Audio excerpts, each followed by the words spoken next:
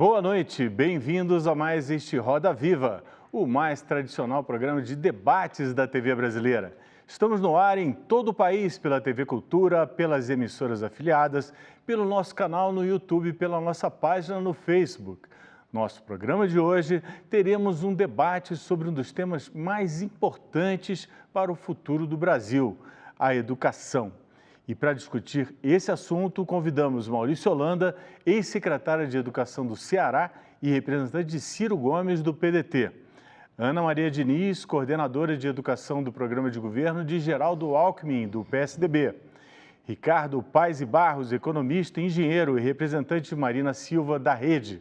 E Carlos Abicalil, mestre em Gestão de Políticas Públicas, representando Fernando Haddad, do PT. O objetivo da TV Cultura, ao promover debates como este, é permitir que os eleitores tomem conhecimento dos planos de governo de cada um dos candidatos. Queremos lembrar que, apesar dos convites insistentes, o PSL, partido do candidato Jair Bolsonaro, optou por não enviar representantes. Assim, os eleitores não ficarão sabendo o que o candidato propõe para melhorar a educação do país. Ao longo do programa, somos supervisionados e caricaturados em tempo real pelo nosso mal-educado Paulo Caruso. Nesse primeiro bloco, boa noite a todos, obrigado por terem vindo.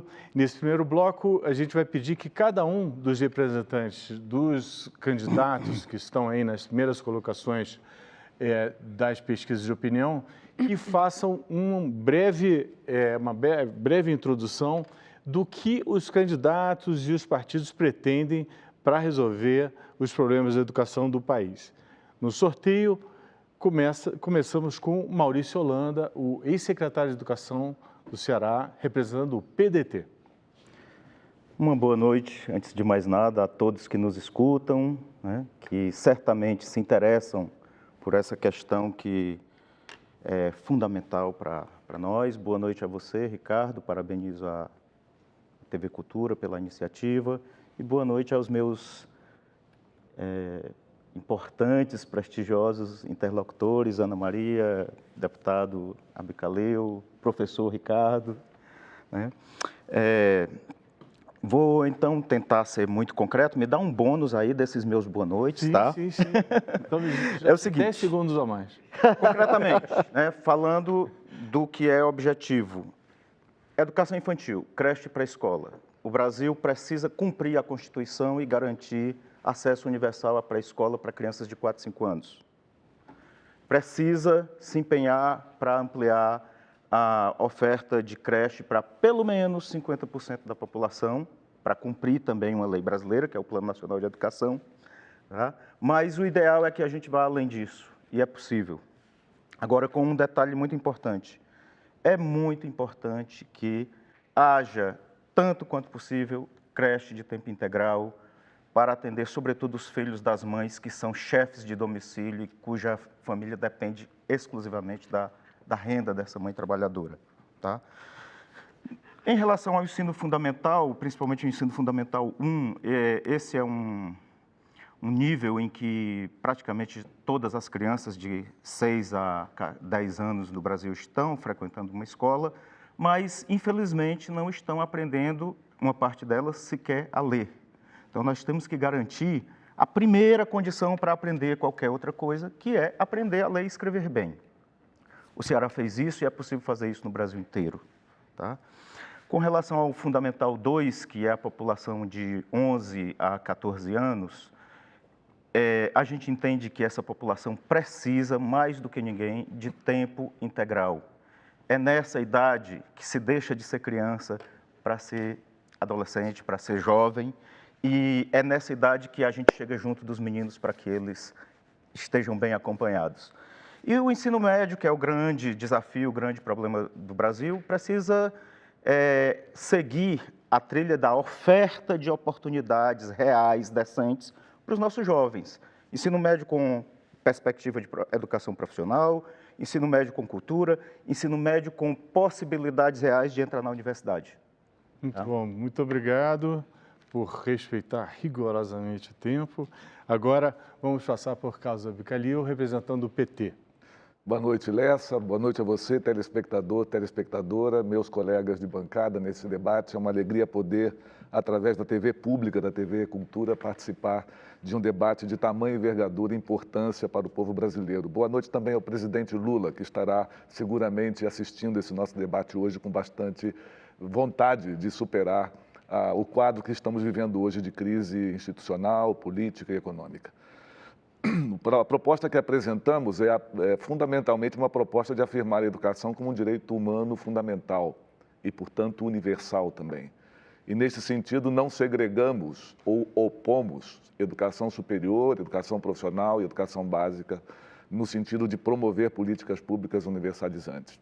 O segundo aspecto de tratar, portanto, como direito humano é reformar um pacto educativo, um pacto federativo que tenha a educação nessa perspectiva de direito e que aumente a responsabilidade entre a União, os estados e os municípios, que são compartilhadas segundo a regra constitucional, encontrem meios de pactuação através de instâncias interfederativas que realmente tenham esses atores daqueles mais próximos à realização da educação, como é o caso dos municípios, a instância intermediária dos estados, que é a grande responsável pela oferta de educação de ensino médio, de preparação técnico-profissional também, e a União Federal, que tem uma capacidade não apenas de dirigir essas políticas, como tem a responsabilidade institucional de apoiar estados e municípios, realizar processos de avaliação, estabelecer diretrizes e bases nacionais, a base nacional comum curricular, e que deve ser feito sempre esses pactos a partir de um diálogo social firmado com ampla participação democrática, onde as distintas ideias,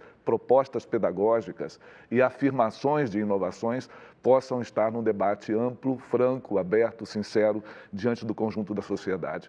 Também entendemos que a educação é fundamental e estratégica para o desenvolvimento com inclusão. E por isso mesmo não podemos entender a educação como um processo eminentemente seletivo de oportunidades desiguais e de capacidades para restringir o acesso e, mais ainda, não garantir que a qualidade seja a mesma e universal para qualquer cidadão ou cidadã brasileira, de qualquer idade, em qualquer região que esteja vivendo. Obrigado, Carlos. Agora, Ana Maria Diniz, por favor, representando o PSDB de Geraldo Alckmin. Obrigada, Lessa. Obrigado, meus companheiros Ricardo, Carlos, Maurício. Um prazer estar com vocês aqui, com todos os telespectadores. Lamento profundamente que o candidato Jair Bolsonaro não tenha mandado alguém. Isso quer dizer que talvez ele não tenha propostas para a educação, ou então que ele não está muito interessado no tema. Acho isso lamentável, porque no momento que a gente precisa refundar o Brasil, não dá para refundar o Brasil se a gente não discutir profundamente a educação. Então, obrigado pela TV Cultura nos dar essa oportunidade aqui.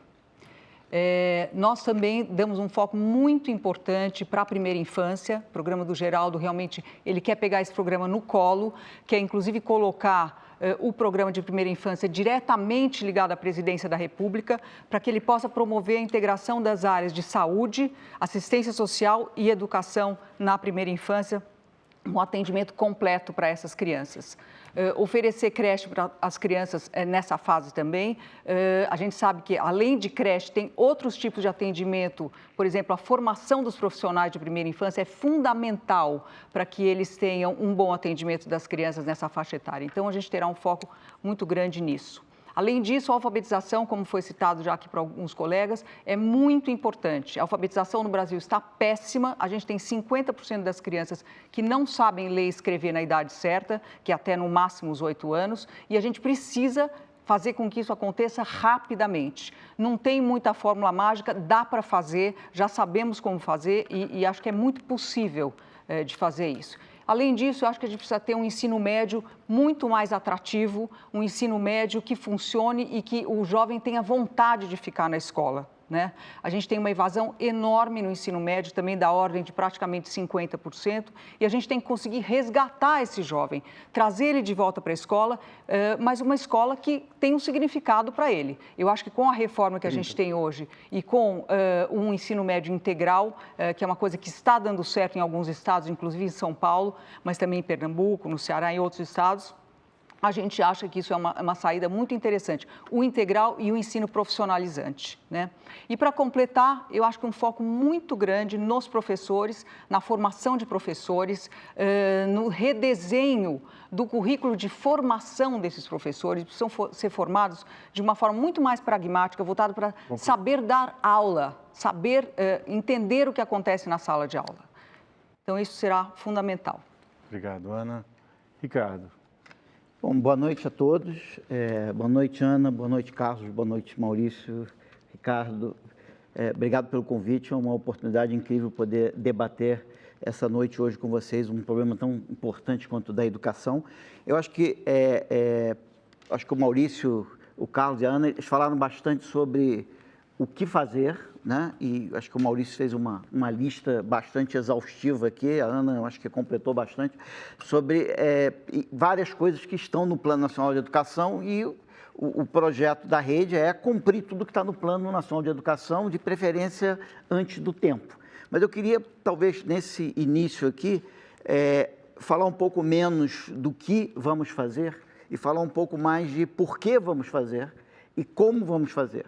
Porque, no fundo, na proposta da rede, na visão da rede, a educação não é um setor. Ela é, na verdade, parte de alguma coisa que nós estamos querendo construir. E o que nós estamos querendo construir? Nós queremos garantir que cada brasileiro tenha o direito a sonhar e que cada brasileiro possa realizar os seus sonhos. E, para isso, a educação, a gente sabe que ela não é suficiente, mas ela é certamente necessária, porque ela é que vai garantir que cada pessoa possa desenvolver todo o seu potencial e aí, se a sociedade, se a economia ajudar, ela vai poder usar esse potencial de uma maneira produtiva e solidária. Então, o nosso objetivo é dar a cada pessoa a oportunidade para desenvolver plenamente as suas competências. Quando você olha para o Brasil, você percebe que os indicadores educacionais do Brasil são totalmente desastrosos. Apesar do país estar fazendo um esforço enorme de colocar recursos e ter milhões de professores em sala de aula, nós continuamos tendo um desempenho muito limitado. A gente pode chegar à seguinte conclusão: bom, talvez a gente tenha perdido o rumo e a gente sabe pouco como educar. Aí eu queria chamar a atenção de todos o seguinte: absolutamente não é verdade. O Brasil tem gente que sabe educar melhor, talvez, do que qualquer lugar do mundo. Eu acho simples. Se você olhar, por exemplo, para o Piauí, você vai em Cocal dos Alves, você tem um município onde o aprendizado em matemática das crianças supera o da Alemanha. Você vai em Brejo Santo, no sul do Ceará, do Maurício, e as crianças sabem mais matemática do que na Alemanha. Ou seja, nós sabemos educar, sim, muito bem. O que a gente tem que fazer, a educação no Brasil tem que aprender consigo mesmo, tem que aprender com quem sabe educar no Brasil, e nós sabemos fazer isso muito bem, e o ponto fundamental é que, para fazer tudo isso, nós precisamos de professores. E eu acho que o programa da rede é um programa voltado para dar aos professores todas as condições que eles precisam para eles desempenharem as funções que eles têm que desempenhar com toda a motivação intrínseca que eles sempre tiveram. Obrigado. Agora a gente vai partir para a pergunta, né, dos debatedores, que a gente sorteou também. Vamos começar com o Maurício, justamente perguntando para o Ricardo. Por favor, 30 segundos, Maurício, e o Ricardo terá 1 minuto e meio para responder.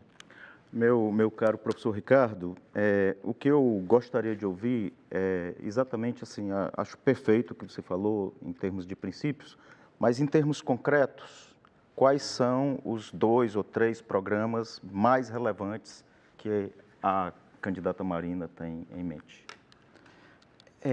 Bom, eu acho que a gente tem vários programas, mas eu acho que a Ana já mencionou, tem a ver com você ter um programa de primeira infância realmente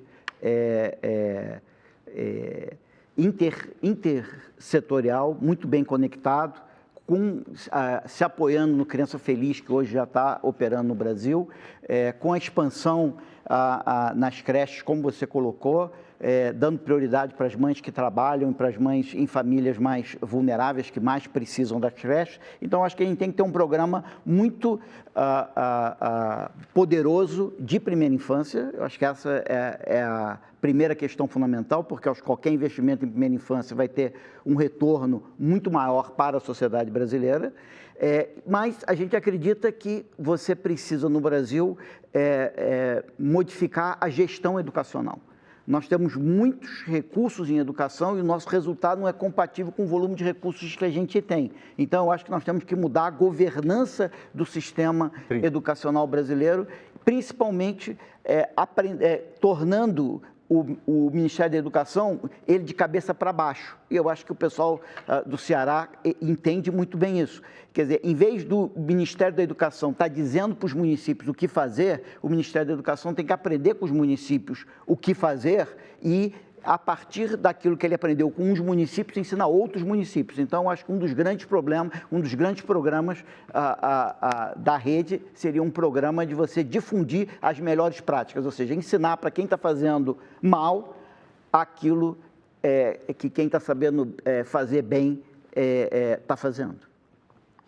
Bom, Maurício, agora a gente não vai ter tempo para réplica. Não. A gente, no segundo bloco, sim, a gente teria para réplica. Agora a gente vai só fazer pergunta e resposta. Tá? Sou super disciplinado. Ao contrário do Paulo Caruso, o Ricardo pergunta para a Ana. Ana, quer dizer, eu acho que o Brasil inteiro tem uma curiosidade um pouco sobre São Paulo, porque é um pouco surpreendente que talvez o estado que tenha tido uma administração mais contínua do Brasil, né? Com grandes secretários de educação. Hoje, eu acho que São Paulo, na nota de matemática no ensino médio, tem mais ou menos 10 estados que têm uma nota de matemática melhor que São Paulo. E São Paulo, que era o primeiro lugar no IDEB, agora ele foi ultrapassado por Pernambuco, Goiás e Espírito Santo. Quer dizer, como é que você explica esse desempenho paulista? Bom, primeiro, assim, sempre dá para ser melhor e o próprio Geraldo reconhece, né, que sempre dá para ser melhor e que ele aprende com os próprios erros. Mas, assim, São Paulo tem o maior sistema educacional de todas as Américas. O maior sistema educacional dos Estados Unidos tem 1.000 escolas. Em São Paulo tem 5.400 escolas. Então, isso já é, em si, um grande desafio. No Fundamental 1 e no Fundamental 2, São Paulo cresceu um pouquinho no IDEB, mas mesmo assim ficou atrás de outros estados. E no ensino médio, realmente, ele regrediu 0,1 ponto, né? O ensino médio é um desafio para todos os estados, né? Um sistema tão grande como o nosso, eu acho que ainda é mais desafiador. Por exemplo, São Paulo tem em tempo integral já 300 escolas. Pernambuco, que tem 50% das escolas em ensino integral, e que foi inclusive o modelo no qual a gente se inspirou para fazer em São Paulo, tem 350 escolas, e ele já tem 50%. Aqui não chega nem a 10%. Então, essa questão do gigantismo é uma questão que atrapalha bastante. Mas, de novo, digo, daria para ser melhor e sempre estamos buscando que seja melhor. Ana, agora você pergunta para o Ricardo. É isso? Não, para o Ricardo não, para o Carlos. Para o Carlos. Carlos, o candidato Fernando Haddad tem dito que ele não concorda com a reforma do ensino médio, da forma como ela foi feita, que provavelmente ele vai revogar a reforma do ensino médio e que o modelo de ensino médio dele é baseado nos institutos federais de educação. Ele praticamente diz que ele vai federalizar o ensino médio, que é o que ele mais acredita. Então, eu queria entender um pouco melhor essa história, porque isso, na verdade, é ferir a responsabilidade de quem deve executar a educação. Então, gostaria de entender um pouco melhor essa proposta do seu candidato. Agradeço a pergunta, Ana. É uma alegria poder apontar o que significa a proposta de ter uma maior incidência da rede federal de ensino na cooperação com estados, no sentido de que esta experiência que está comprovada do desempenho dos estudantes dos institutos federais, que associam a educação técnico-profissional com o ensino médio geral, que apontam também a vinculação com o ensino superior e a possibilidade de chegar ao ensino superior e o mundo do trabalho na mesma composição. A ideia que se tem de apontar esta rota de conformação de um consórcio cada vez mais próximo e íntimo entre a Rede Federal de Educação Técnica e Tecnológica, que tem uma experiência de excelência comprovada, com as redes estaduais, sobretudo as que são responsáveis por oferta de educação média, leva, sobretudo, à condição de que esta interação, a aprendizagem colaborativa, cooperativa daquilo que dá certo, possa emprestar às redes públicas estaduais esta condição de interação recíproca. Ao mesmo tempo que esta experiência de educação técnico-profissional de tempo integral das escolas, dos institutos federais, associam ciência, tecnologia, inovação e mundo do trabalho, também preparam para o acesso ao ensino superior, sem separar, sem segregar a educação profissionalizante, como se ela fosse uma definição absoluta para uma parcela da população que não acederá ao ensino superior. Concluindo. Portanto, a ideia que se está colocando não é de federalização da rede, mas de ter esta interação cada vez mais próxima de uma experiência que dá certo, interiorizada, com forte investimento, que é o caso dos institutos federais, com as redes estaduais e redes públicas que ofertam ensino médio, inclusive caminhando para o apoio à educação de tempo integral, o que significa maior apoio financeiro, inclusive, do Ministério da Educação frente aos estados e à formação dos seus quadros. Carlos, agora é a sua vez de perguntar para o Maurício. Maurício, entre os desafios que você apontava, sobretudo na educação fundamental, na creche, na oferta do ensino médio, necessariamente, no caso brasileiro, altera significativamente as responsabilidades federativas. Nós tivemos, durante o período em que Fernando Haddad foi ministro da Educação, do ex-presidente Lula, e no primeiro ano da presidenta Dilma, e depois até o ano de 2014, um crescimento substantivo do aporte de recursos federais às redes municipais e estaduais de educação, pactuadas a partir de um plano de ação articuladas.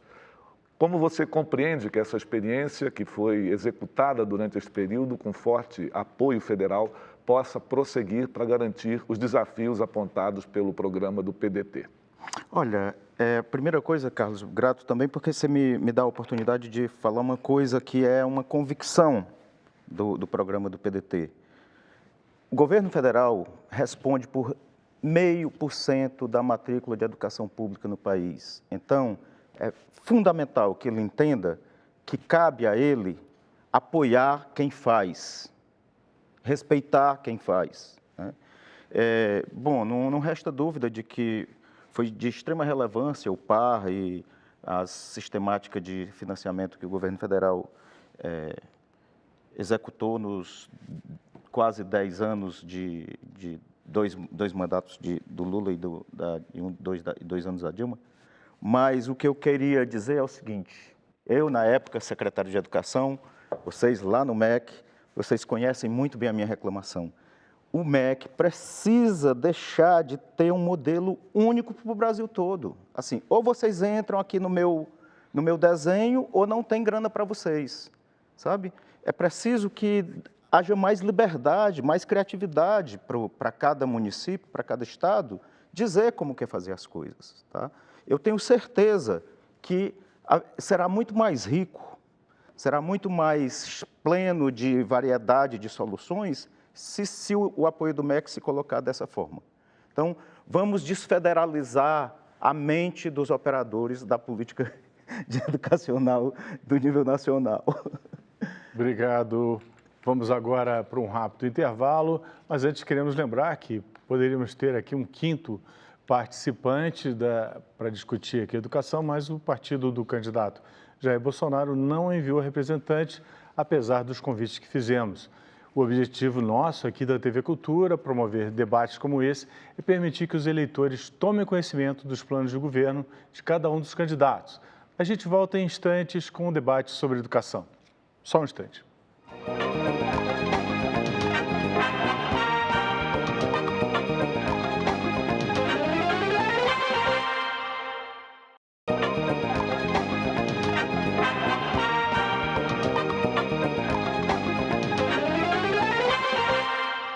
Estamos de volta ao vivo com o debate sobre educação.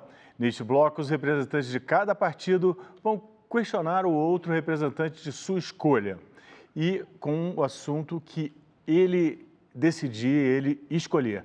A gente tem visto aqui as diversas propostas e seria interessante que os diversos debatedores falassem de onde vem o dinheiro para ampliar a creche, para ampliar o ensino, para melhorar a qualidade, para melhorar os professores. Então, eu convido o Ricardo, que terá 30 segundos para escolher a quem vai fazer a pergunta e pode mandar bala no sentido simplesmente figurado.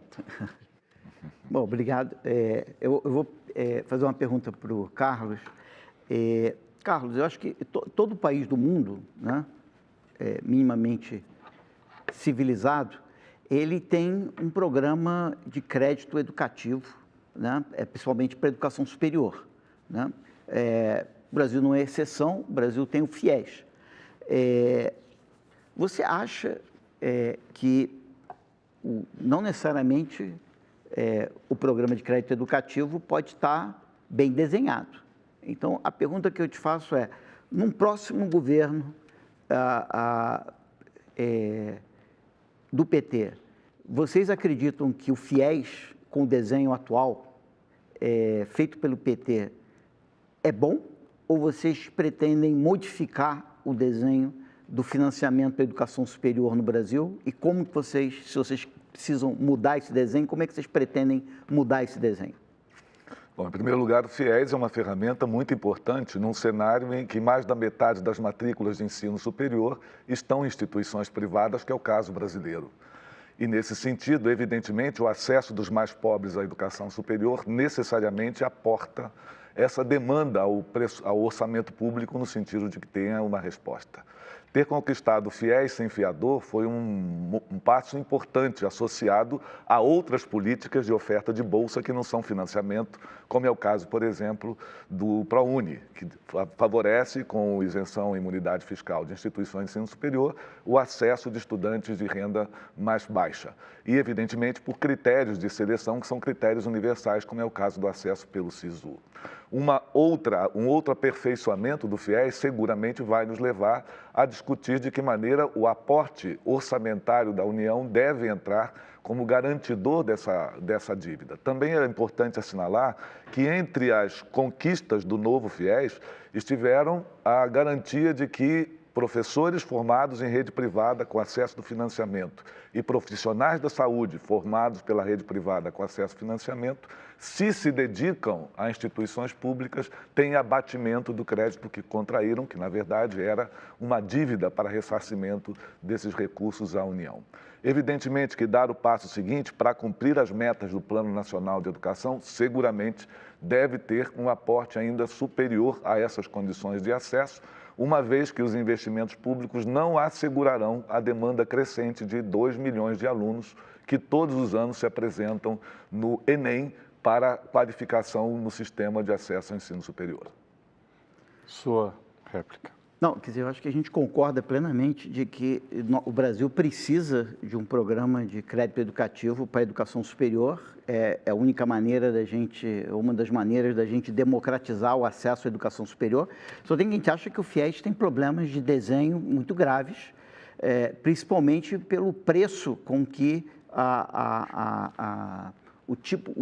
o valor com que, digamos, o governo ou as pessoas que estão contraindo esse empréstimo estão comprando esse serviço das universidades privadas no Brasil. Uma administração melhor desse programa talvez pudesse reduzir dramaticamente o custo desse programa e tornar ele ainda mais acessível às pessoas, lembrando de que o FIES acaba levando ao endividamento das pessoas e, portanto, elas têm que reduzir ao máximo possível esse nível de endividamento na medida em que o governo conseguir fazer uma negociação com as instituições privadas para reduzir esse custo. Então, acho que num programa Marina, acho que a gente vai tentar fazer uma negociação mais dura com as instituições de nível superior, de tal maneira a comprar esse serviço a um preço mais baixo. Sua tréplica. Creio que esse aperfeiçoamento está apontado nas linhas que apontam, por exemplo, como é que se precifica o custo anual de determinados cursos que, quando são ofertados no FIES, tem o preço top e que depois, nas promoções para cumprimento de matrícula, tem rebaixamento desse mesmo preço. Essa identificação, que é de um desvio da lógica de mercado, seguramente nos levará a ter regulação de determinados preços de oferta para a compra pública, porque estamos tratando aí de financiamento público indireto. E você tem toda a razão, no caso de um endividado, cidadão ou cidadã, especialmente na condição de restrição da oferta de trabalho e de emprego, esse endividamento seguramente representa um risco ainda maior para esse cidadão que, por sua qualificação profissional, está investindo de maneira antecipada no seu futuro a honrar esse compromisso. De todo modo, não apenas o aperto sobre o controle da precificação daqueles cursos que são ofertados por essa via de financiamento, a transparência na aplicação desses recursos e a redução, inclusive, de juro negativo, que foi o FIES aplicado pelo ministro Haddad, seguramente são ferramentas fundamentais para essa superação apontada aqui. Carlos, sua vez, você quer perguntar para quem? Eu perguntaria para Ana. Por favor. A Ana mencionou a emenda constitucional 95 e a reforma do ensino médio. Então, a emenda constitucional 95 seguramente aponta uma restrição orçamentária importante para o desenvolvimento de políticas sociais e para a nova pactuação federativa, Maurício, no apoio aos municípios. Aplicando-se o congelamento do orçamento de 2017 pela correção apenas da inflação, como é que nós alcançaríamos as metas do Plano Nacional de Educação, por exemplo, para a escola de tempo integral, para o ensino médio integral, para o apoio à creche de tempo integral, para o apoio aos municípios para a qualificação dos seus professores, tendo um congelamento orçamentário aprovado por emenda constitucional com o voto do PSDB? Esse congelamento é absolutamente necessário ser mantido no curto prazo, porque a gente tem responsabilidade com o orçamento público, né? E isso é uma peça fundamental para que se faça gestão. Da onde vêm os recursos? De melhor gestão. A gente acredita que o MEC precisa trabalhar completamente diferente do que ele vem trabalhando, em todas essas últimas gestões do PT, inclusive, de uma forma muito menos centralizadora, muito menos engessada de programas. O MEC tem mais de 100 programas que não funcionam, que nunca foram medidos seus resultados. E a gente vai tirar eficiência daí, de uma melhor gestão desses programas. Ganhar dinheiro com uma melhor gestão. Então, o orçamento vem daí. A PEC é fundamental nesse momento, a gente precisa fazer nesse país gestão com responsabilidade e focado em eficiência. O simples aumento de recurso o tempo todo, joga contra você fazer uma administração responsável com eficiência. Vamos à sua réplica. Bom, o aumento de recurso para o caminho da escola, para fazer o transporte escolar, foi fundamental para que nós tivéssemos acesso de crianças, jovens e adolescentes, acesso à educação obrigatória do campo, principalmente, da educação do campo. A conexão das escolas é um investimento seguro e que tenho convicção, quando se aporta o recurso ao Estado e município, estamos confiando que esta pactuação se faça com acompanhamento também. O piso salarial profissional do magistério foi uma conquista importante, que levou o Fundeb a um processo de redistribuição de recursos que superou mais do dobro do que era a previsão orçamentária anterior. A expansão de escolas técnicas dos institutos federais, a sua interiorização, chegar a mais de 500 municípios espalhados em todo o país, foi fundamental para, inclusive, reduzir a distância entre o Norte e o Nordeste no acesso ao ensino superior e tecnológico em relação ao Sul e Sudeste brasileiro, que são políticas de superação de desigualdade, onde o MEC tem papel fundamental. Os dados do PISA e do Thales apontam que, no Brasil, nós temos uma relação entre número de alunos por professor mais do dobro da média da OCDE, que é super eficiente. A pergunta é, como é que nós enxugamos esse custo de pessoal, por exemplo, com esta relação que precisa ser alterada, tendo em vista a qualidade, se o nosso parâmetro é este parâmetro de desempenho dos países desenvolvidos? Os números que nós temos são completamente diferentes desse. A expansão que vocês fizeram no ensino superior, por exemplo, como você está citando, quer dizer, o número de alunos por sala de aula é muito menor do que o número necessário para o equilíbrio orçamentário. A gente tem salas de aula com 5 alunos nos institutos federais e nas universidades públicas federais. Não existe o menor controle de orçamento e é desse lado que nós vamos tirar eficiência para poder investir em programas que funcionam. Um exemplo disso, você deu alguns exemplos, o exemplo, por exemplo, é o Pronatec, que é um programa de incentivo à formação técnica que não funcionou nada. 80% de evasão e 0 de empregabilidade. Os alunos saíram de lá, não tinham emprego de tão ruim que eram os cursos, tanto que foi desativado o Pronatec. Então, eu acho que a questão de eficiência, o PT não tem ideia de como fazer uma gestão eficiente. Ana, você quer perguntar agora? Eu queria perguntar para o Maurício sobre...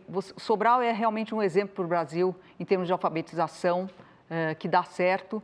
E acho que um desafio para o Brasil é como a gente universalizar isso para o Brasil como um todo. Várias vezes isso foi tentado, inclusive na gestão do PT, sem resultado nenhum, tanto que a nossa avaliação em tempo, na idade certa, a ANA, deu esse resultado de 50% das crianças que não sabem ler e escrever na idade certa. Então, eu queria saber de você, Maurício, qual seria a sua forma para realmente universalizar a alfabetização eficiente no Brasil? Grato, Ana. Olha, eu vou me permitir aqui um pouco de modéstias às favas, né? E dizer que Sobral não é um exemplo só em alfabetização, não. Sobral é o melhor IDEB do Brasil no 5º ano e o melhor IDEB do Brasil no 9º ano, tá? Mas tudo começou com a alfabetização bem feita, Sim. há 20 anos atrás. Na verdade, a política de alfabetização há 18 anos atrás. A alfabetização bem feita. É um absurdo, se negligenciar que a criança aprende aos 6 anos de idade a ler e a ler bem. A gente não se permite ter essa tranquilidade quando é para um filho, um sobrinho nosso. Agora, a escola pública pode permitir que os meninos passem do 1º, do 2º, do 3º ano sem saber ler. O que é isso, né? Então, foi começando na alfabetização. Trabalho muito, vamos dizer assim, 24 horas por dia durante os últimos 18 anos, né? E aí a gente aprendeu em Sobral a propor para os municípios como fazer também. E aí, não por acaso, nós temos vários municípios, como citado aqui, Brejo Santo, que têm bons índices decentes, e que dizem uma coisa para o Brasil. Esse papo de que porque é pobre, tem dificuldade de aprender, não é verdadeiro. Se a escola for decente e não for pobre, se for uma escola rica de expectativa para os alunos aprenderão, mesmo os mais pobres, né? Olha, uma coisa que a gente... Concluindo, Maurício. A gente costuma combinar cooperação e corresponsabilidade, tá? E aí, nesse sentido, por exemplo, tem uma medida de ICMS no Ceará que faz com que os municípios recebam mais se os seus meninos tiverem melhores resultados, por exemplo. Por essa questão, então, de incentivo, dar incentivo para que os municípios façam seus próprios planos. A gente pensa exatamente assim, quer dizer, eu acho que tem que vir a educação muito mais, inverter a pirâmide, como o Ricardo falou, fazer para que os municípios façam suas propostas, apoiados pelos estados, dos seus planos de alfabetização, baseado na experiência, nas boas experiências do Brasil, com material estruturado, com uma curadoria de material estruturado, com formação de professores alfabetizadores, como vocês fizeram. A gente acredita que realmente essa é a solução e acho que é a fruta mais baixa para que a gente consiga colher resultado para a educação brasileira, é realmente tirar o Brasil desse estágio de letargia em relação à alfabetização e matemática também. Quando eu falo alfabetização, também entra matemática. Então, e aí eu diria algumas coisas que não são uma receita, mas que são grandes aprendizagens nossas. A primeira, assim como a gente acredita na capacidade dos meninos aprenderem, a gente acredita na capacidade dos nossos professores. Né? Eu diria que os professores brasileiros são capazes e bem formados. Claro que qualquer professor precisa se formar sempre, a cada momento, mas a questão é, vamos combinar que os meninos vão aprender? Se os professores sentem esse sinal do gestor lá na secretaria, do gestor maior na prefeitura, no estado, eles respondem a isso. E aí digo uma coisa fundamental, gestão de educação não pode ter ingerência político-partidária eleitoral. E isso foi o que aconteceu em Sobral e foi o que aconteceu no Ceará, tá? Deixa a política partidária para outros lugares. Na educação, não. E O professor lá, só uma curiosidade, ele é durão? Como é que é o professor lá? Olha, hoje em dia não tem como um professor ser sempre durão. Durão não funciona, como molezão também não funciona. O que a gente tem é que cumprir o papel da gente, impor respeito e respeitar, sabe? Se o professor se impõe respeito, não precisa ser durão, não precisa disciplina militar, como alguns vendem a ideia. Precisa orientação para o trabalho, precisa ordem, precisa acreditar que os meninos aprendem e fazer as coisas, combinar, sabe? Aqui tem plano, aqui tem rotina, aqui tem criatividade também, não só rotina, mas a aprendizagem das nossas crianças importa e nós vamos aprender a ensiná-las cada vez melhor, é só isso. Sua vez de perguntar. Paulo. Ricardo. Ricardo, tu disseste que o Brasil já gasta bastante com a educação pública.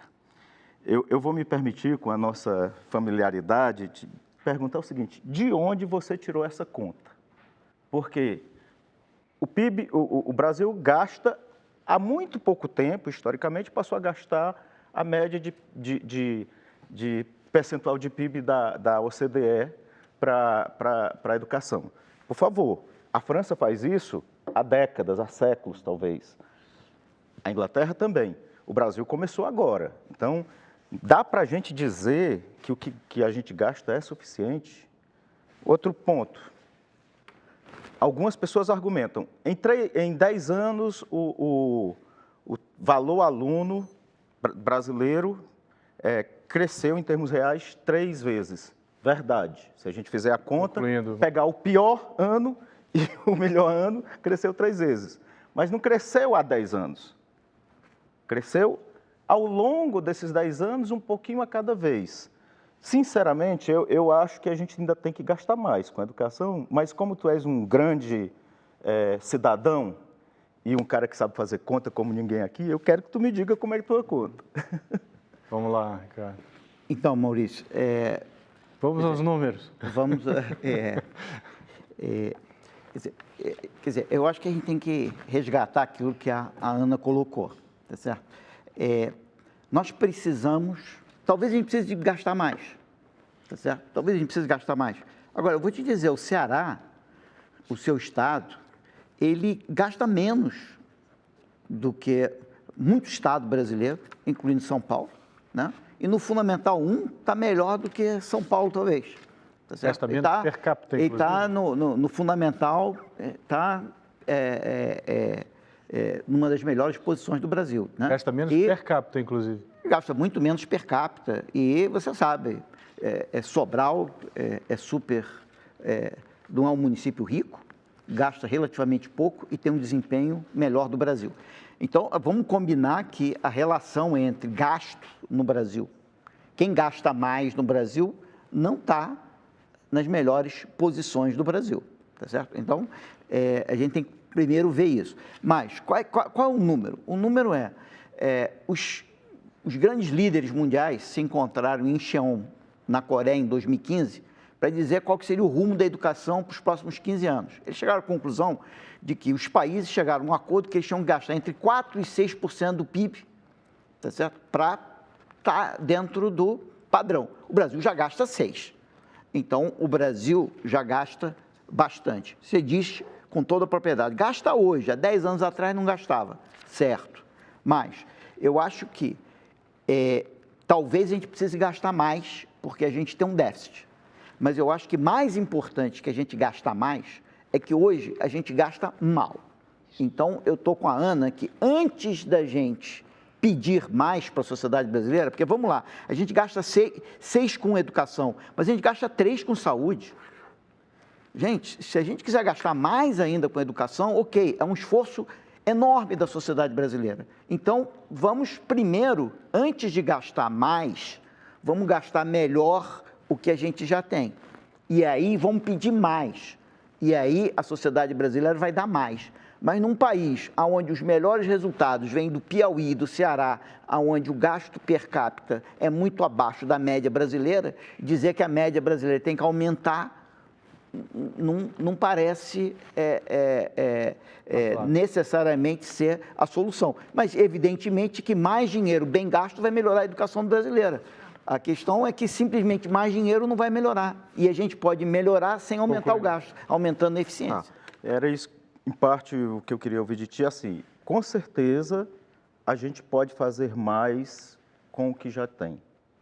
Mas é absolutamente imperativo a gente resguardar a ideia de que o Brasil ainda precisa gastar mais. E, especificamente, o governo federal tem que contribuir mais com a educação básica do que contribuiu até hoje. E se a gente for fazer comparações intersetoriais, aí a gente tem que botar nessa conta o perdão de dívidas de grandes empresas, programas de refinanciamento de dívida, que tem levado aí algo como 3 vezes o orçamento da União para a educação. Estou de acordo contigo, eu acho que tem áreas da sociedade brasileira que gastam recursos públicos ainda muito mais ineficientes do que a educação, né? Vários programas públicos ainda mais ineficientes, mas eu acho que na educação nós temos exemplos gritantes de onde a gente tem que melhorar a eficiência, e para isso nós precisamos de planos, e eu concordo plenamente contigo. Tá certo? O governo federal tem que gastar muito mais com a educação básica do que ele gasta hoje. Ele tem que aumentar a transferência do Fundeb de tal maneira que a gente vai ter uma equalização do gasto por aluno entre os estados brasileiros muito maior, tá certo? E, como você falou antes, eu acho que a gente tem que aproveitar muito mais o que os nossos municípios, os nossos estados estão fazendo, em vez do governo federal ficar dizendo o que os municípios têm que fazer, ele tem que aprender muito mais com os municípios e com as experiências exitosas dos diversos estados brasileiros. A gente tem um minutinho aqui ainda restando. Queria que vocês falassem rapidamente qual é o principal nó para melhorar a gestão. Todo mundo falou que concordou praticamente, tem que melhorar a gestão. Então, eu queria que vocês, 30 segundos, se puder, para a gente falar, de cada um de vocês. Para mim, é questão do sistema de governança. O MEC tem que ter um planejamento estratégico, deixar de fazer programa na ponta, como já foi falado aqui pelos meus colegas, o senhor Maurício principalmente, e passar a ter uma gestão estratégica, definindo diretrizes claras para a educação, promovendo o sistema de colaboração entre estados e municípios e avaliando programas na ponta, avaliando a eficiência dos programas na ponta. Exatamente, essa é a proposição do Sistema Nacional de Educação, que tramita agora no Congresso Nacional, que derivou do Plano Nacional de Educação. É bom a gente saber que quando estamos falando de gestão, inclusive pelos dados apontados aqui, em educação, fundamentalmente estamos falando de gestão dos estados e dos municípios. E o papel do Ministério da Educação, neste caso, além de aportar recursos, seja através do Fundeb, seja através dos recursos do FNDE, para merenda, para transporte, para qualificação profissional, seja nas universidades e nos institutos federais para a formação docente, aproveitando essa densidade de pensamento que está localizada nas universidades, aportar recursos por pactuação interfederativa. E por isso se propõe o pacto de ação articulada entre estados e municípios, coordenado pelos estados com o aporte da União. Este é o princípio que está, inclusive, consagrado em lei a partir do ano de 2013. Bom, rapidamente. Começando dizendo que o Brasil costuma premiar quem gasta mal no campo privado, no setor empresarial. Então, para nós termos um país competitivo, o país não pode premiar empresários que gastam mal. E aí a gente começa a ter um pouquinho mais de dinheiro para gastar bem na educação. Tá? Bom, gastar bem na educação é trabalhar com meritocracia, com o sentido das pessoas que trabalham saber que o valor que elas têm vem do trabalho que elas produzem para a sociedade. Esse é um primeiro ponto. Tá? E o segundo incentivos para boas condutas dos diversos gestores, desde a sala de aula até o governador. Ricardo. Muito rápido, quer dizer, eu acho que eu concordo com a Ana, é uma questão fundamental de governança. Eu acho que o programa da rede propõe é o seguinte, um dos problemas fundamentais do Brasil em educação é que a gente naturaliza os nossos fracassos. Ou seja, a gente não está cumprindo o Plano Nacional de Educação hoje. A gente, em 2016, já devia ter todos os jovens de 15 a 17 anos na escola. A gente já devia ter todas as crianças na pré-escola. Nós não temos. E a gente simplesmente olha e a gente, de certa maneira, naturaliza isso. A proposta da rede é que o próprio presidente, ele vai ter um grupo de pessoas que vai pegar cada problema desse, cada violação do Plano Nacional de Educação, estudar em profundidade, de uma maneira totalmente desapegada, para descobrir o seguinte: por que não estamos cumprindo esta meta? E descobrindo por que nós não estamos cumprindo essa meta, nós vamos agir para fazer uma mudança de rota. Nós adoramos no Brasil a fazer planos nacionais, mas nós detestamos avaliar os fracassos dos nossos planos anteriores. Então, a gente não corrige os nossos erros históricos. E isso é uma falha de governança. Obrigado, Ricardo. A gente vai para mais um intervalo. Voltamos já já com o debate sobre esse tema de importância decisiva para o futuro do país, que é a educação.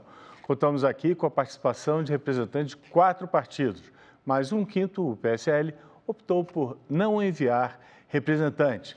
Voltamos já já com o debate.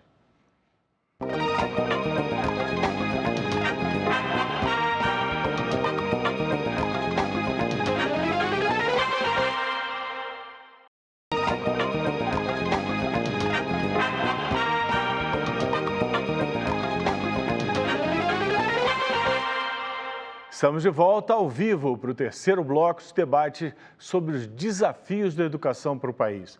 Hoje, mais uma vez, o representante do PSL, Jair Bolsonaro, embora convidado, a direção do partido preferiu não enviar representante.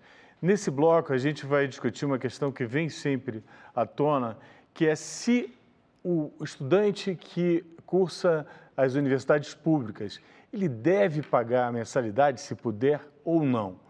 Vamos começar ouvindo a opinião de cada um dos representantes do partido, começando pela Ana.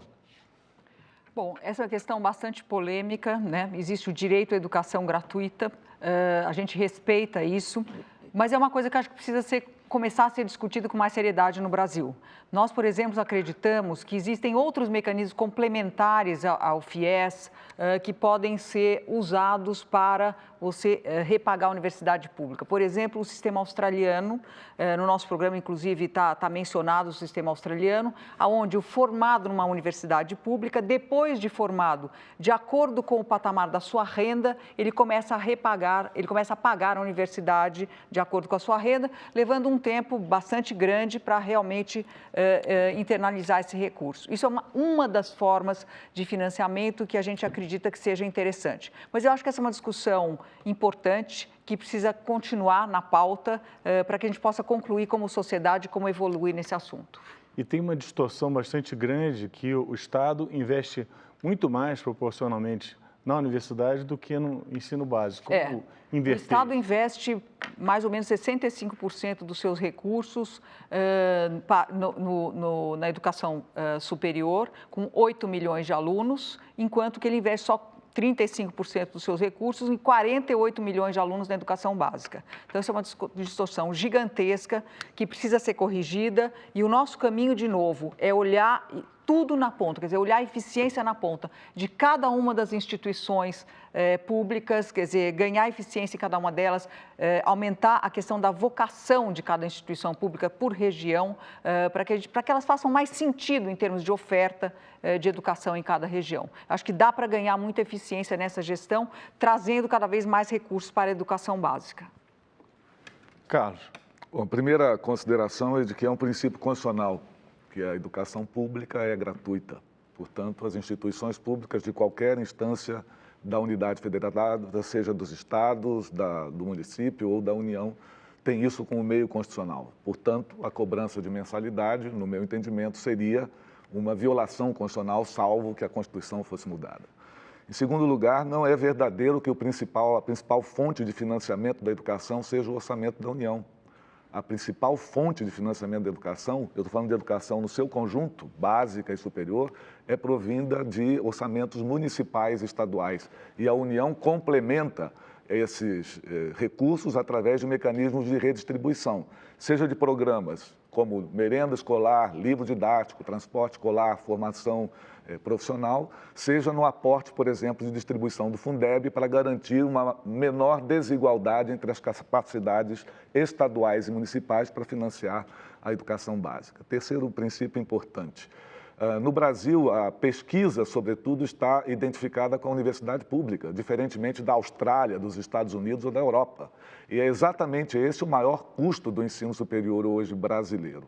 É porque a pesquisa está fundamentalmente sediada na universidade pública e temos excelentes universidades de referência que, inclusive, além do orçamento público, criaram fundações de apoio que fazem consorciamento com possibilidades empresariais. Portanto, o tema da gratuidade para nós é a via pela qual a interiorização do acesso ao ensino superior se formatou, seja através do FIES, com pequenas unidades de instituições privadas que interiorizaram o ensino antes do Estado, seja quando a União propôs a ampliação dos campi de universidades federais, inclusive em estados potentes como é o estado de São Paulo.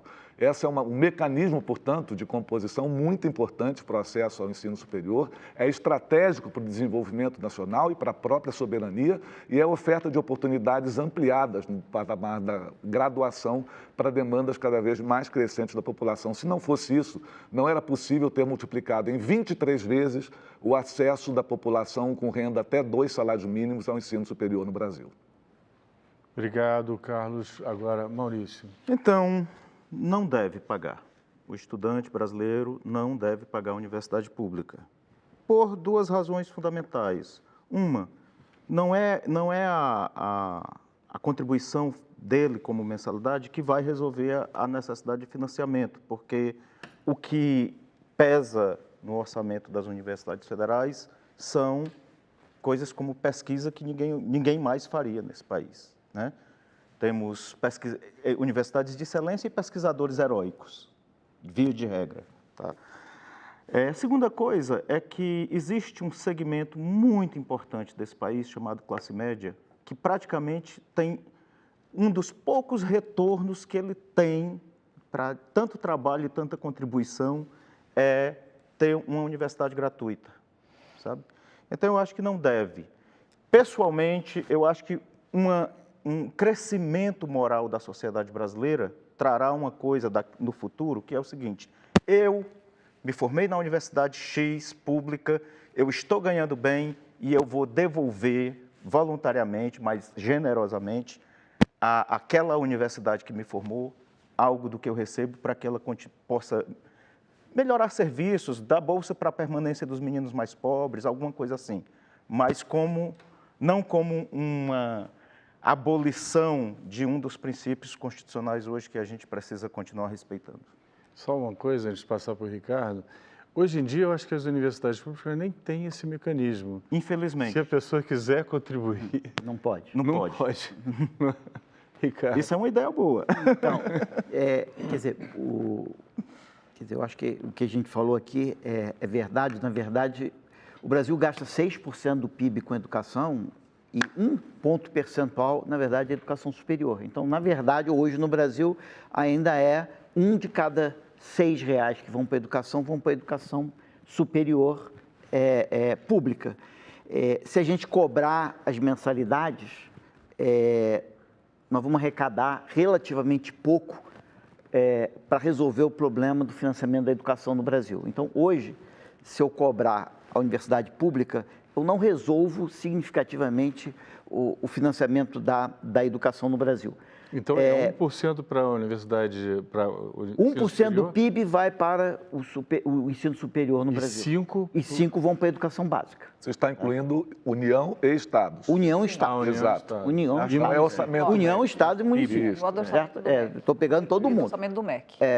Não Estou pegando todo mundo, que é o orçamento nacional com a educação. Exatamente. Tá certo?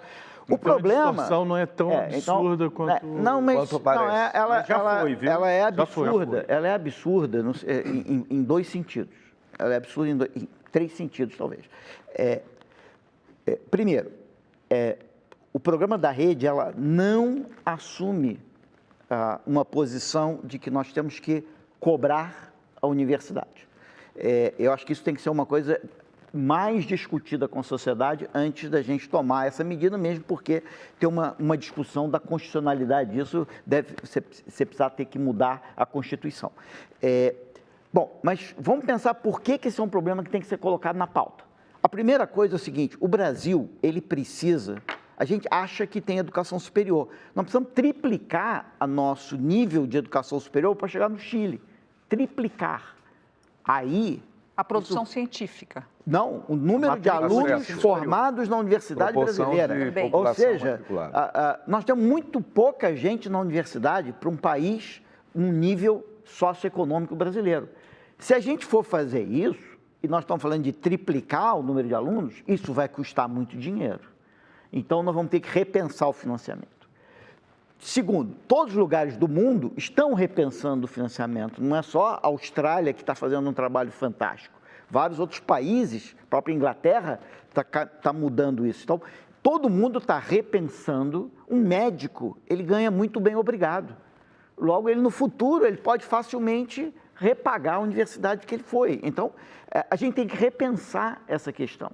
E ela é uma questão fundamental por esse aspecto e ela é uma questão fundamental hoje por uma questão de justiça social, tá certo? Você tem um pobre que está indo para uma universidade privada e pagando, enquanto você tem um rico que está indo para uma universidade pública e não está pagando. Mas principalmente então, porque ele também não consegue entrar na pública, porque a educação básica é tão ruim que ele não consegue entrar. Exatamente. Então, por uma questão de justiça, você tem que repensar essa questão, mas eu acho que é uma questão delicada, que hoje no Brasil não resolve uma questão financeira, mas que se a gente realmente quer triplicar o sistema, nós temos que repensar como que nós vamos financiar uma coisa que vai ser 3 vezes maior, onde o setor público na área da educação superior é extremamente minoritário, não sei onde ele está, mas está mais ou menos em 25%, 30% da matrícula. Então, se a gente quer triplicar, vai ter muita gente pagando muita educação superior no Brasil, a gente tem que repensar o assunto. A rede não assume a ideia ainda de que nós temos que eventualmente cobrar, mas eu acho que é alguma coisa que a sociedade tem que discutir e tem que estar nos nossos planos de discussão, porque se a gente quer expandir rápido a educação superior, a gente vai ter que pensar nessa possibilidade.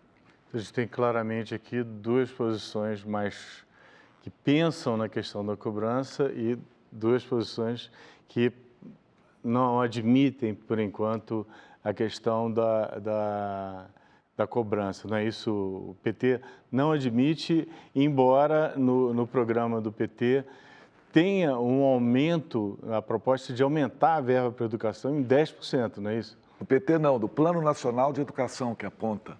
10%. Então, claro, é um pacto nacional. Quem afirma que devemos chegar a 10% do produto interno bruto é o Plano Nacional de Educação, votado por unanimidade no Congresso Nacional.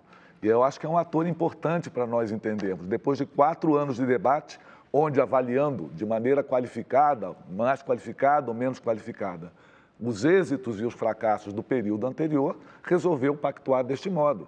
E apontou recursos, inclusive, adicionais, fontes de recursos adicionais, de onde deveriam derivar. Mas lá não afirma que toda expansão deve ser pública. Lá afirma que deve ser mantida a proporção que temos hoje, 1/3, 2/3. E, prioritariamente, o investimento público na expansão pública. Por que eu digo prioritariamente?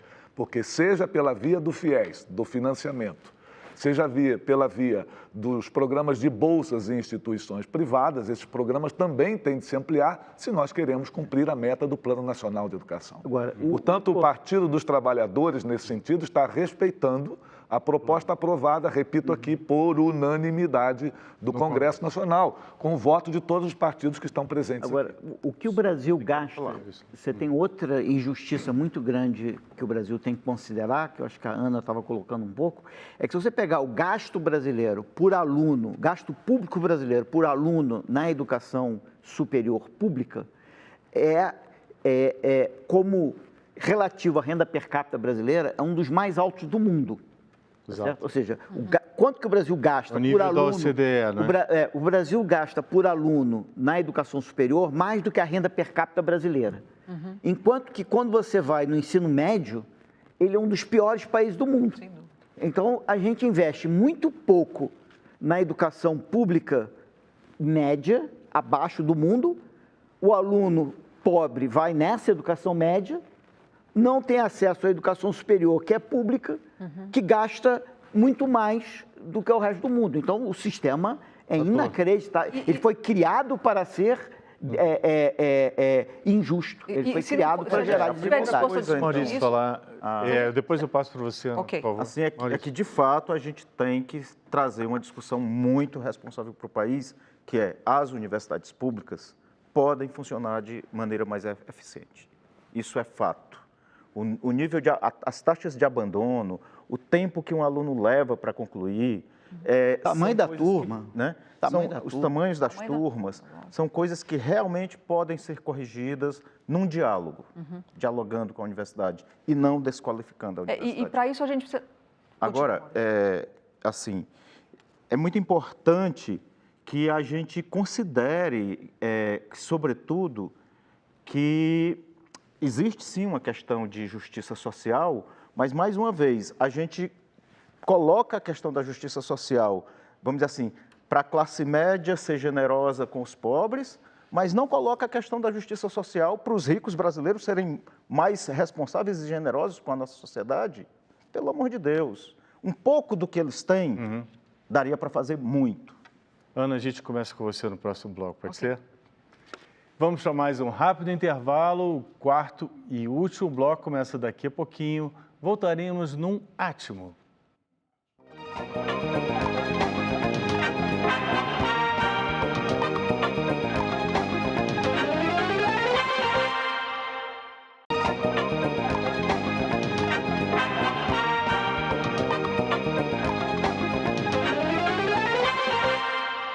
Estamos de volta para o quarto e último bloco do debate sobre os desafios na área da educação.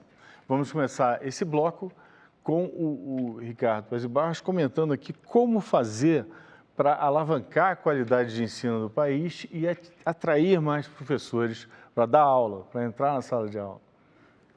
Então, eu acho que a gente já colocou aqui algumas vezes, esse é o problema mais importante da educação. Educação a gente faz com o professor. Então, não tem nada mais importante do que atrair bons professores e que cada professor esteja motivado e tenha um excelente desempenho na sala de aula. É claro que você melhorar o salário do professor vai atrair melhores professores. E é muito importante a gente avaliar constantemente. E a gente tem hoje no Brasil uma dispersão salarial entre professores de diferentes redes. Na própria cidade de São Paulo, o salário do professor municipal e estadual é completamente diferente. Então, não dá muito para explicar. A gente tem que ter uma noção do que é um salário adequado para ser competitivo com todas as outras profissões. Mas mais do que isso, não adianta o salário de entrada ser competitivo. A gente tem que ter uma carreira muito bem construída, onde aqueles professores competentes, dedicados, vão caminhar rápido e de uma maneira que motive eles a ter um bom desempenho. Então, nós precisamos fazer uma gestão de recursos humanos muito mais melhor do que o que a gente tem hoje. Mas não adianta a gente atrair professores para o mercado de trabalho se a formação inicial dos professores não é adequada. Eu acho que hoje a gente tem graves problemas, a Ana pode falar mais sobre isso, a gente precisa melhorar e eu acho que o projeto da rede é investir muito pesado nessa questão da melhora da formação inicial dos professores. Isso acho que é um dos grandes problemas do Brasil hoje. Depois que você não tiver uma formação inicial, não tem muito como você corrigir isso. Você tem que ter uma formação inicial muito boa. E uma outra questão que a gente tem que ter e discutir no Brasil é em que medida nós não queremos ter um MEC, e aí o Carlos pode falar um pouco disso, que eu acho que o Haddad estava envolvido com isso quando estava no MEC, a gente ter uma espécie de uma avaliação dos professores,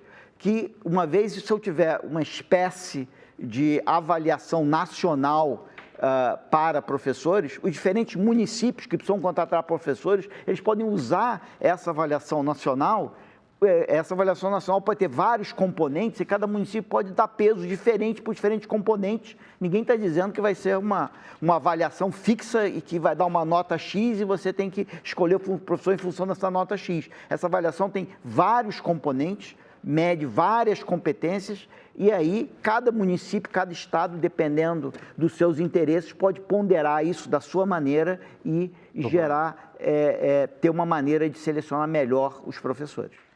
Tá, eu quero começar de onde o Ricardo parou. Primeiro, a gente tem que ter muito cuidado quando for falar de avaliação de professores. Os professores têm muita desconfiança em relação a serem avaliados e, inclusive, em relação às avaliações padronizadas que nós fazemos e que são importantíssimas.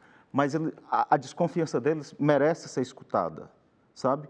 Porque você ser avaliado sem você participar, sem ser ouvido na discussão do que vai ser avaliado, não é justo para profissional nenhum, tá? Mas, fundamentalmente, o que eu quero dizer é o seguinte, sabe o que precisa para a gente ter melhores professores e mais gente querendo ser professor? Respeito pela profissão, tá? E esse respeito, ele tem que ser expresso de forma sincera vamos dizer assim, pelas lideranças do país. Eu acredito que o Ciro é capaz de expressar isso porque ele é filho de pai e mãe professora. Ele sabe o que é isso. Eu sei também, porque eu sou filho de pai e mãe analfabeto, que nunca foi à escola. E eu estou aqui por causa dos meus professores, né? Agora, a gente precisa... a primeira coisa que você tem que fazer nesse país é dizer assim, senhores professores, CNTE, vamos sentar na mesa e vamos discutir juntos o problema da educação brasileira, porque, infelizmente, hoje, a gente tem dois tipos de manchete. Uma manchete que diz assim, professor é uma vítima explorada, e isso não é verdade. A outra que diz assim, professor é culpado do fracasso da educação brasileira, e isso tampouco é verdade. Então, professor é gente, um profissional trabalhando em condições quase sempre árduas, desafiantes, tá? E o que a gente tem que fazer é, vamos sentar, CNTE, sindicatos de professores de maneira geral, Undime, Concede, MEC, universidades, e vamos falar sério disso. Isso já foi feito uma vez no Brasil, em 1994, com o pacto que depois produziu o Fundef, o Fundeb e o piso salarial dos professores. Está na hora da gente fazer isso de novo. Carlos. Agradeço a deferência, Maurício, porque em todos esses tempos eu estive presente em diferentes posições de interesse naquele momento. Perdão. A Prova Nacional de Ingresso de Concurso Público, que é o diálogo a que se propunha o Ricardo Paz de Barros, é um diálogo que começou exatamente com estes atores a que fez referência Maurício, e que não logrou, em 2014, ter o passo seguinte de sua confirmação de pactuação no ambiente de conformar indicadores variados para processos de formação inicial e deixar à disposição de estados e municípios que desejam fazer seleção para ingresso nas respectivas carreiras a ponderação dos valores desse parâmetro nacional, que tem que ter coerência com as diretrizes nacionais curriculares, com a Base Nacional Comum Curricular, que é o que informa o que é um Sistema Nacional de Educação. Senão nós seguiremos com 200 anos de atraso aos nossos vizinhos, que já têm seu Sistema Nacional de Educação conformado há 2 séculos. Nós ainda não logramos este passo adiante, muito pela nossa tradição federativa. E desde do Império, a educação básica, a educação primária, não foi responsabilidade do governo central, era das câmaras municipais na nossa origem. O piso salarial profissional do magistério fez parte de um decreto pós a Constituição de 1827. Sabe quando ele foi regulado? Em 2007, para ter um patamar inicial mínimo de composição que reflete a condição de trabalho essencial, que é do salário. Mas deve estar acompanhado a formação inicial, a formação continuada. Estes êxitos a que fez referência Maurício não seriam possíveis sem formação continuada, sem o diálogo intercomunicativo entre os profissionais que atuam com centralidade na escola. E também atuar necessariamente num processo em que o papel da União não é oferecer os cursos diretamente. O papel da União é favorecer as condições de acesso e apoiar estados e municípios na sua condição de, a partir do currículo que definem, da organização da sua rede, ter as ferramentas disponíveis para, por um lado, ter a formação continuada e a formação inicial já verificada antes, e, por outro lado, apoiar processos de avaliação, que na lei brasileira é competência da União e dos Estados no que tange a educação básica. Obrigado, Carlos. Ana. Ótimo. Bom, para mim, acho que professor tem que ser o profissional mais valorizado de um país. Afinal de contas, ele está formando 100% das nossas próximas gerações. Então, eu realmente acredito nisso e a gente vai trabalhar firmemente para que a gente conquiste essa condição. Não sei se um mandato, em 2 mandatos, seja lá em quantos mandatos, mas a gente precisa fazer com que esse realmente seja um profissional altamente valorizado na sociedade, né? E para isso, com certeza, a atratividade é muito importante, então a gente precisa pagar um salário digno para o professor, para que exista interesse pela carreira. Todas as carreiras mais interessantes são aquelas que, enfim, oferecem também algum tipo de incentivo financeiro. Então, isso precisa ser trabalhado. Como? Concordo 100% com o Ricardo, essa questão da carreira é muito amarrada, a forma de progressão na carreira faz com que ela seja uma carreira muito cara, né? Então, por isso é impossível pagar um salário de entrada muito bom. Então, isso precisa ser redistribuído, precisa ser um trabalho muito grande nas carreiras. Outra coisa que precisa mudar completamente é o currículo de formação de professores. O currículo, a forma, o que os pedagogos aprendem nas escolas, né? Ele precisa aprender as coisas mais práticas, as didáticas em sala de aula, como lidar com as crianças em sala de aula. Um professor formado hoje, ele cai na sala de aula, pela primeira vez ele não sabe o que fazer, porque ele não tem na sua formação, no seu currículo, essa questão de lidar com os assuntos práticos da sala de aula. Isso é fundamental. Então, ter um salário mais atraente, trabalhar a carreira e também essa questão da mudança no currículo. E eu queria aproveitar e falar também da certificação, que foi falado aqui. Nós acreditamos que a certificação é muito importante para que a gente tenha parâmetros para avaliar o que o professor precisa realmente dominar em termos de conhecimentos, habilidades e conhecimentos. Então, a certificação é um mecanismo muito interessante, que inclusive o Fernando Haddad, quando era ministro durante 7 anos, teve essa ideia e depois não colocou em prática. Eu não sei por que agora a gente vai acreditar que o PT vai fazer, porque ficou tanto tempo no governo, tinha essa ideia e acabou não implantando. Ricardo, me permite uma frase. Olha, agora 30 segundinhos para concluir, porque a gente estourou o tempo. Só o seguinte, sabe qual é a coisa? Vamos concluir aqui? Vamos lá, Ricardo. Não, primeiro que 30 segundos, rapidinho. 30 segundos, rapidinho. Eu queria concordar aqui com o Maurício e com a Ana, que eu não coloquei aqui na minha fala inicial, que para nós termos bons professores no país, nós precisamos que o valor social deles seja reconhecido, certo? O trabalho de professor é um trabalho difícil. Lidar com não sei quantas crianças e adolescentes com os mais variados problemas em cada dia é uma coisa difícil. E aí eu queria só terminar dizendo o seguinte: os países onde a educação deu certo, o professor é valorizado. No Japão, todo mundo tem que se abaixar perante o imperador, menos os professores. Bacana. Porque eles entendem que até o imperador precisa de um professor. É isso aí. Olha, coisa mais importante para os professores quererem continuar professores e mais gente querer ser professor, façamos o possível para que ele trabalhe numa única escola toda a sua jornada. Concordo. E aí ele vai ter tempo de conviver com os pares e formar uma equipe, e conviver com os seus alunos e formar uma referência para eles de ser humano e de adulto que é capaz de ser amigo deles. Obrigado, Maurício. Carlos, 30 Estou segundos. muito satisfeito com essa última intervenção também, até porque os processos brasileiros de contratação de professores massivamente são de estados e municípios. Quando se pergunta por que se demora tanto para pactuar determinado tipo de processo, inclusive de avaliação, é exatamente por respeitar esses processos municipais e estaduais. Há lógicas de procedimento de gestão que acham que por decreto e sem dialogar com ninguém as coisas funcionam.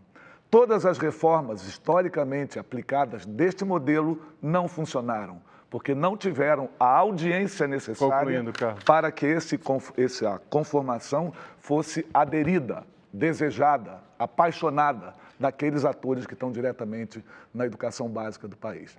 Os professores e professoras brasileiros são muito dedicados à sua profissão e merecem ter não só o respeito social, mas condições de jornada, de trabalho, de formação continuada e de salário que adequem a essa valorização que todos proclamamos. Rapidinho, Ana. Consideração final? Sim, rapidinho. Bom, eu estou muito feliz de ter participado do programa. Acho que foi uma discussão de altíssimo nível, muito enriquecedora. Agradeço. E queria dizer que, assim, eu acho que para a gente evoluir em educação, a gente precisa realmente colocar o aluno no centro. O que importa é a capacidade do aluno aprender. Enquanto a educação ficar girando em torno de outros atores e não pensar nisso, na questão do aprendizado dos alunos, a gente não vai evoluir. Obrigado, Ana.